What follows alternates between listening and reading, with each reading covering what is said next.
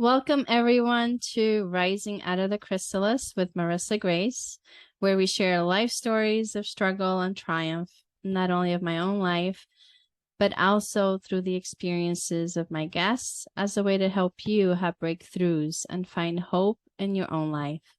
I'm Marisa Grace, and today I have a special guest, Audrey, who has an amazing, inspiring story to share with all of us. So welcome, Audrey. I'm so happy to have you here. Thank you so much for having me. It's an honor to actually be on here with you. I've watched a few of the other videos and you've done a great job with them. Oh, So, thank you. so anyhow, my name is Audrey Hamilton. I run a business called The Entrepreneurial Assistant. I'm a virtual assistant, inspiration coach, and a social media manager. So this all started out. I've been in business for 6 years, roughly. This virtual assistant business has only been at the beginning of this year. So what happened with this was I was a jewelry maker before this, and I love the business side of things. It did not really go well, and I was left kind of fumbling and struggling. I wasn't sure what I was wanting to do, and I love the business side of it, but I got burnt out making my jewelry. So earlier this year, as I was trying to figure out what I wanted to do, life takes a random twist and turn that you're not expecting. So my fiance, the father of my kids, ended up going to jail. And this was really rough because he was the sole provider. I did not have anything coming in. My jewelry business was not going well, and it did not go well a single bit. And I had actually just given birth to this little girl right here a month before he was taken.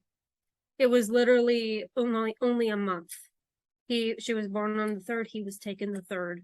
And it was like, okay, I'm still healing. I just have a brand new baby. I also have a 2-year-old son who's getting into everything, and it was terrifying to say the least.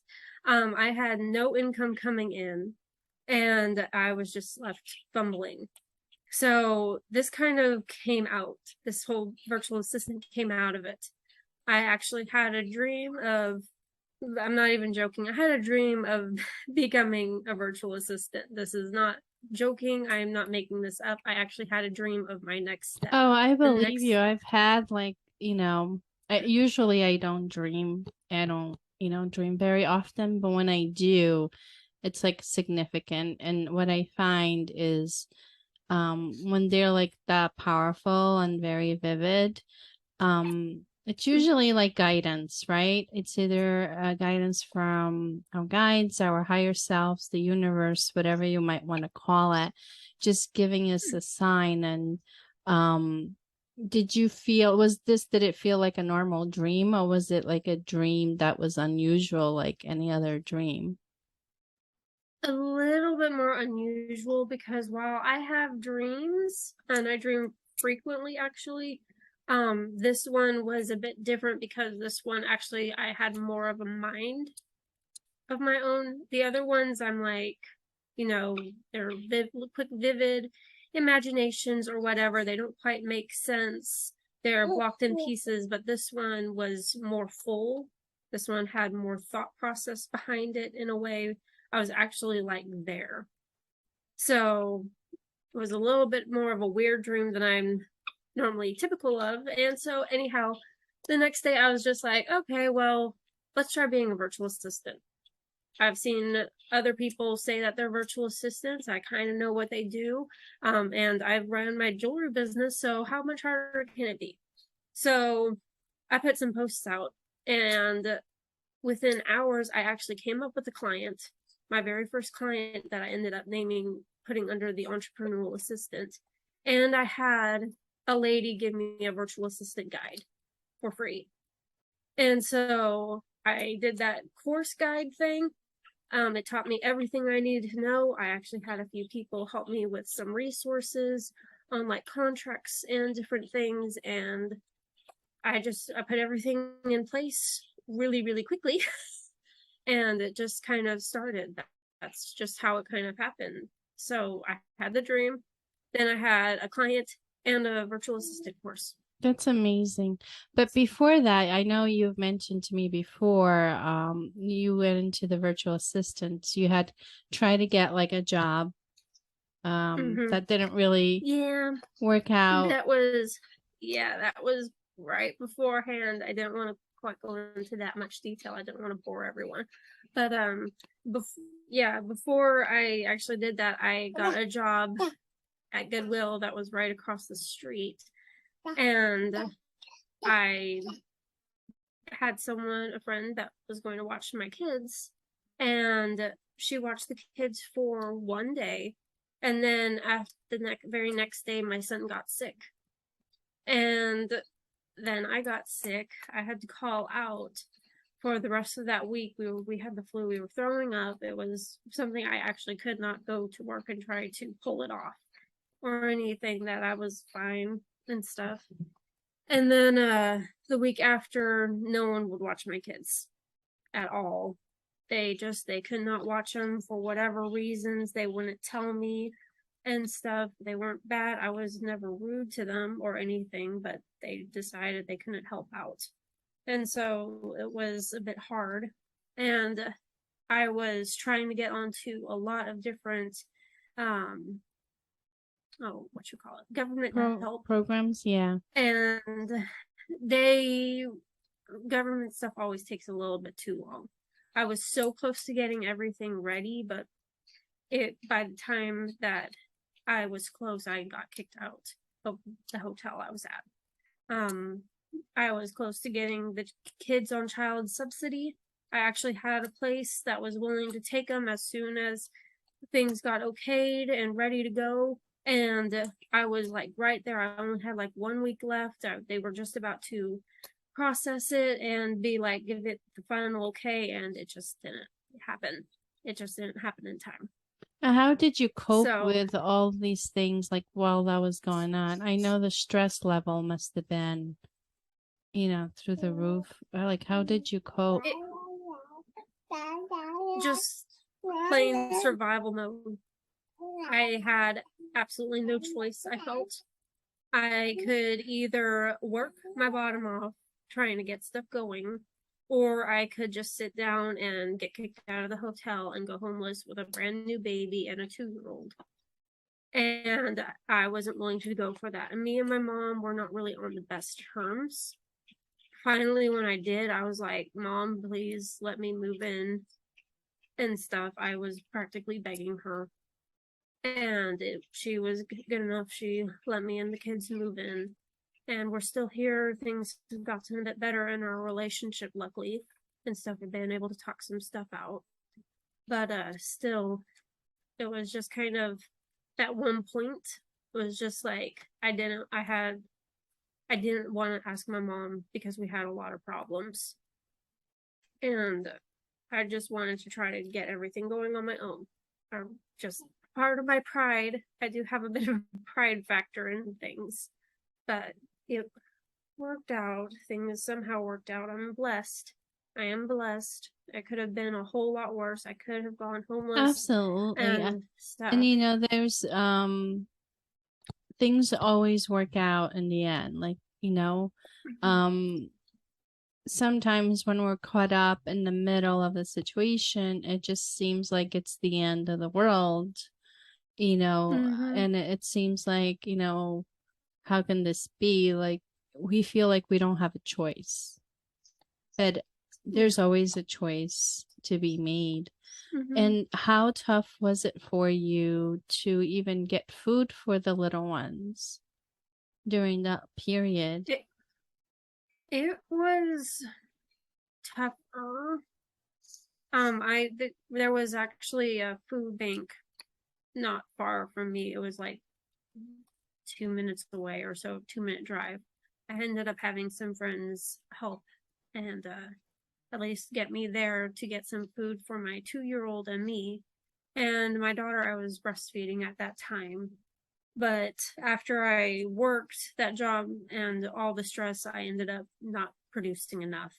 So then I actually had another friend. She did help out some with that because she had some kids who were just stopping formula feeding, so she gave me some formula. And then, like I said, with that client that came in very quickly, I was able to get some money coming in where I could keep on paying for the formula. So that was helpful too.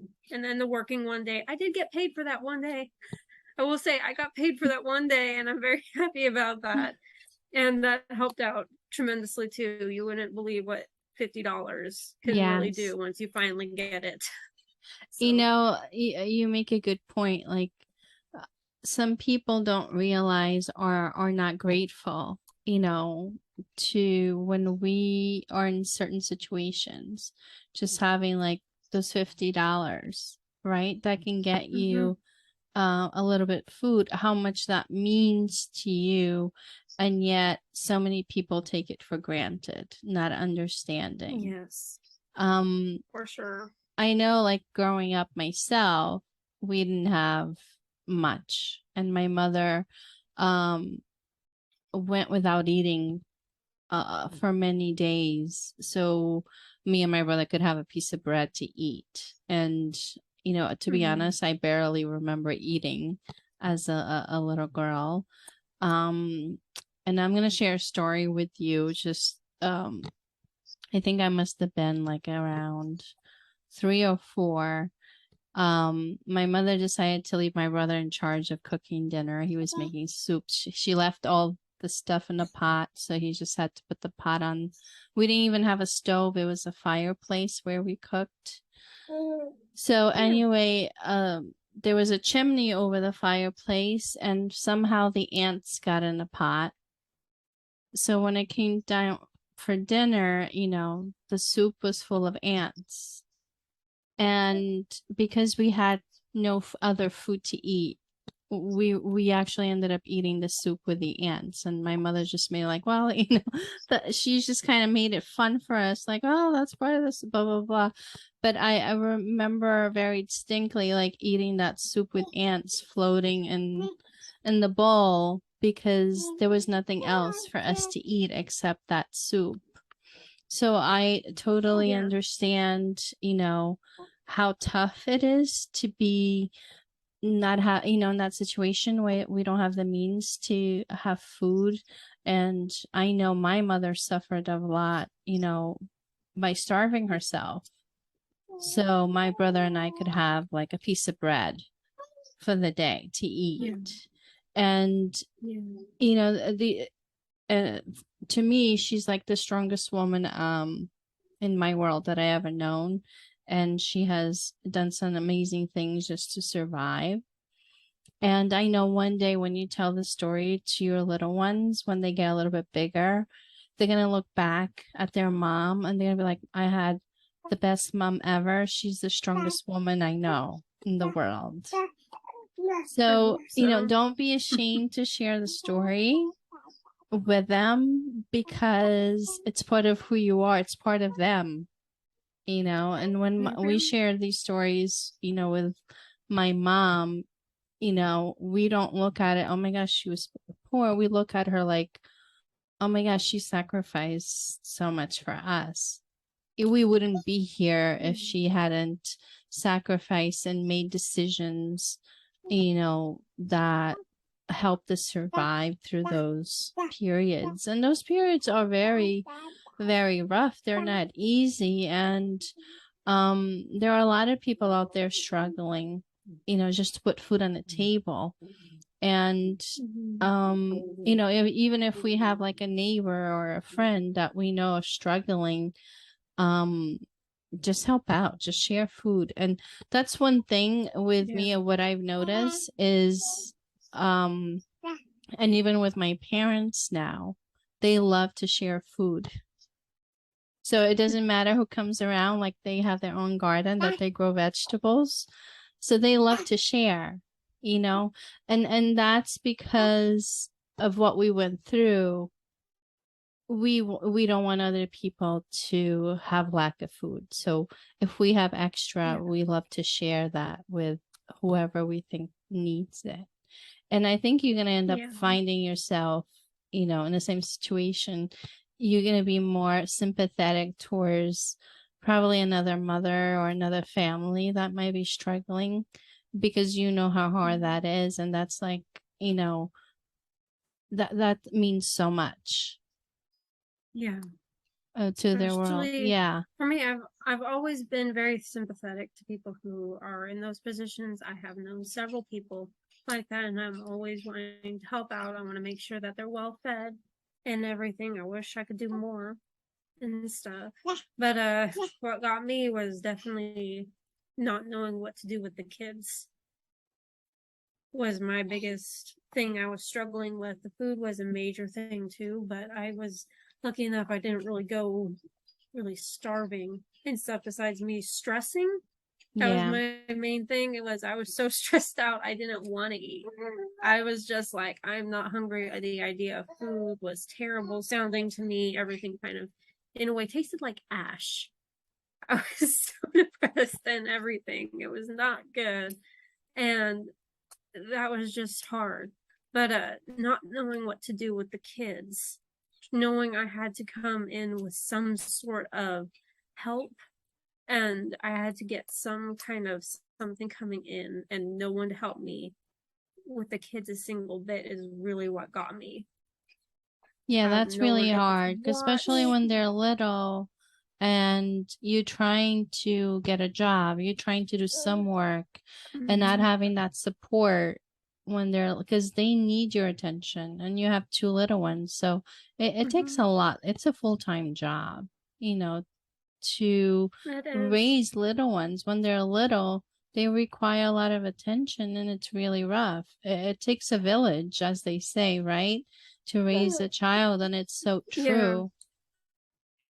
But you know, I really am so proud of you that you pulled it through. You figured out a way, and you figured out a way to Yeah. now like help others in some form. Mm-hmm. And you know, your life is turning around, and I'm sure, you know, it's going to take off from here, and wonderful things are going to come your way, and your kids are going to look back at you, and you know, and they're going to see what a strong loving mom they have. You know, she got through it, through this, and to them it's like nothing. You know, they're not, you know, they say, well, Yeah. you know, I it was just a normal life for us. That's how they're gonna see it. And it's Yeah. really us, how we handle the situations, and you know, how we make choices to either move forward, or are we just gonna give up on life? Are we gonna keep fighting? And you're a fighter, Yeah. Audrey. You really are. Yes. I am a fighter for sure. I just hope that they'll look back and they'll be thinking I am strong. I know Oh, some absolutely. teenagers and stuff sometimes struggle with that. But I hope that they know that I do love them. I want the best for them, and I'm always going to be there for them with the biggest struggles and stuff. I'm going to fight for them, and that's what I want them to know. So, Oh, and they will for sure. You know, you're like the biggest example, their biggest role model that they have. Well, Audrey, I want to say thank you to you to sharing for sharing this wonderful story with all of us. Tell everybody how thank you they for can having me. reach you if, you know, they would like to reach out to you. So, So yeah, you can. I'm on Facebook, Audrey Hamilton, and then you can also go to my website, entrepreneurialassistant.biz. and I'll have that So listed underneath the video if anybody wants to reach out to Audrey.